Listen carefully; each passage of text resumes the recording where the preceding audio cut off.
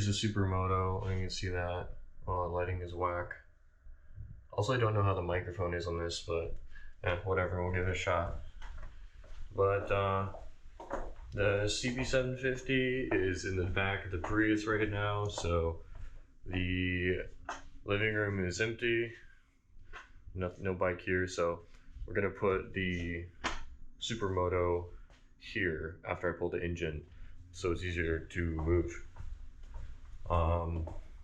So because this is like kind of in the way. I already got the carb off. Just kind of like loose sitting there. I need to detach the choke so I can actually get it off, because like the throttle cable's on one side and the choke is on the other side of the engine mount, so I can't get it off. And also this radiator is leaking, so either gonna get a new radiator or I don't know, we'll see. I've never actually patched a radiator, but I've heard it's possible. And I'm trying to like spend no money on this build because this is supposed to be like a, what is it, A to B transportation bike. So I don't really care how it looks. The main issue, what's wrong with the bike, shifter has been bent, and the shifter shaft has been bent and it cracked the case, and so oil just pours out right there. Yeah, so it's gonna need a new case. So I also noticed later that this case has actually been repaired before. There is a weld spot on it, so we're gonna see if we can bring this case back to life once again. I'm now considering probably finding a decent welder or practicing on some other trash cases to see if I can be decent enough to actually repair this one. TIG weld, I mean. I don't know, we'll see. Kind of sketch. Also, if you hear a constant buzzing in the original audio, that is my ultrasonic cleaner, so sorry about that. Okay, so this is also partially for my own sanity, but I just wanted to kind of go over what things look like around here. So this wiring harness is an absolute basket case, but that's fine. Something I haven't seen before. This radiator, the left one, is leaking, so we'll have to at least replace that one, if not patch it or something. So we got coolant hoses, coolant hose coming out the front. We got this sensor here, which goes to this guy right there. Okay, we can get right. I can pull this off. Just like that. There's that one. One on each side. Like that. Those two. Leaking more coolant on my floor. Oh yeah, also something to note. So to get the coolant, to drain the coolant on these bikes, if you're familiar with them, is this bolt right here. And once you take this bolt out, it just comes out, it sprays out. I feel like there should be a better way to catch the coolant, because in its present situation, if you undo this bolt, it'll basically just piss straight all over you. Like it'll just shoot straight out, obviously. And I put like a bag over this to try and like catch it. It did not work, and it totally just like covered me in coolant as I was sitting right here.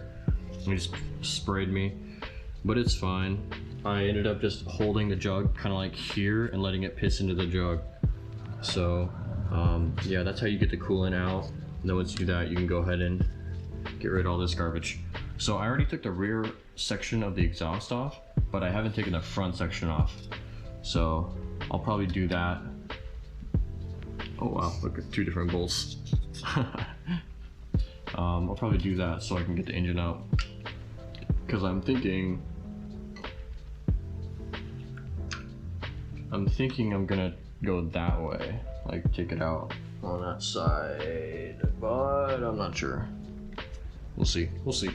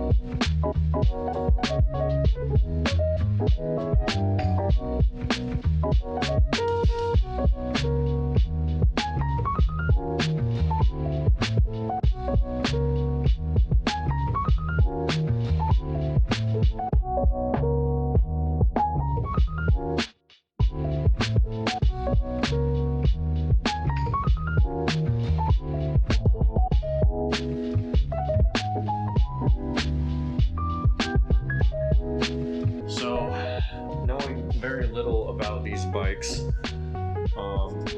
I decided I was going to pull the engine. Did not realize I was going to have to take off the rear swing arm to do so because I'm not intelligent and I don't read manuals enough. So, I wonder what that's for. Looks like that's for the bolts for the radiator. Yep. I feel so smart. That's for. Okay, what I was gonna say was, so I had to take this shaft out, which is right there, which makes it so that this whole rear swing arm is loose. It's only connected by the linkage down there, which I think I'm gonna leave attached, because my plan is to pull the engine out and then reattach the rear swing arm and shock, so that I can have like a rolling frame that I can kind of like maneuver around the apartment if I need to, because it's just a lot of work. The engine is pretty much loose right now, but right now my current problem is that the sprocket there's not enough space between the sprocket and this cover thing for the starter for the chain to come off. Like, it's stuck there, right? Like, you can't pull it off, so you gotta take the sprocket off.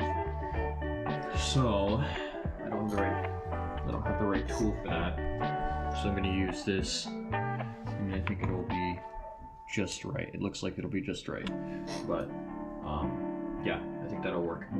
So I'm gonna go ahead and do that, pull that sprocket off if it's not like horrendously stuck, and then pull the engine. It seems like it's pretty light.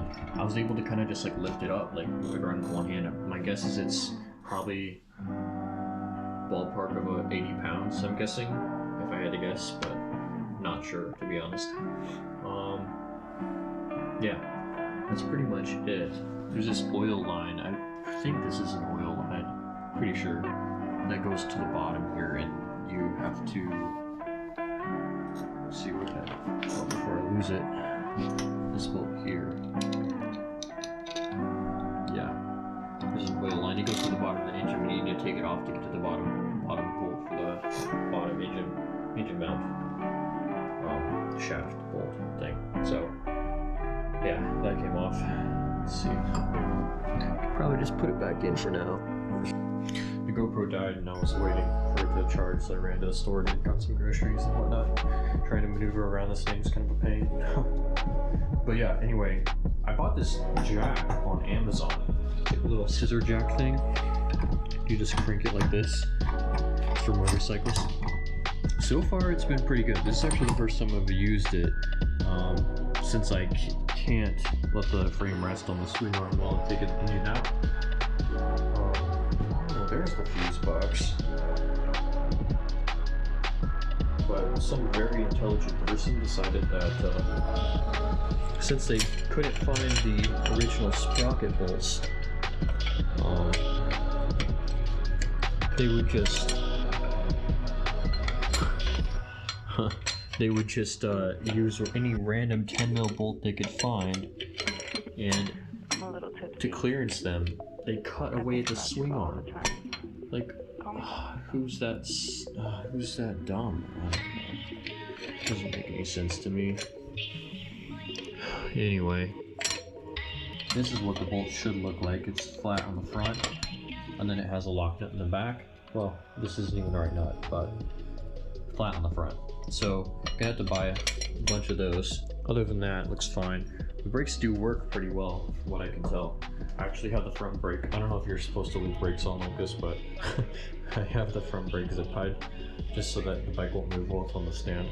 So, yeah. Anyway, so the plan is to move this, maneuver it around this corner somehow down the hallway to the living room, and then it will go on this tarp right here. So yeah, and then once that's there, we can bring the CB750 in from the, take it out of the back of the Prius, bring it in, and then the plan will be to put the engine in it. So it is right here, and that is pretty much done. It's a mess, and I can't get out of my apartment, so gotta get that sprocket off, and then call it good.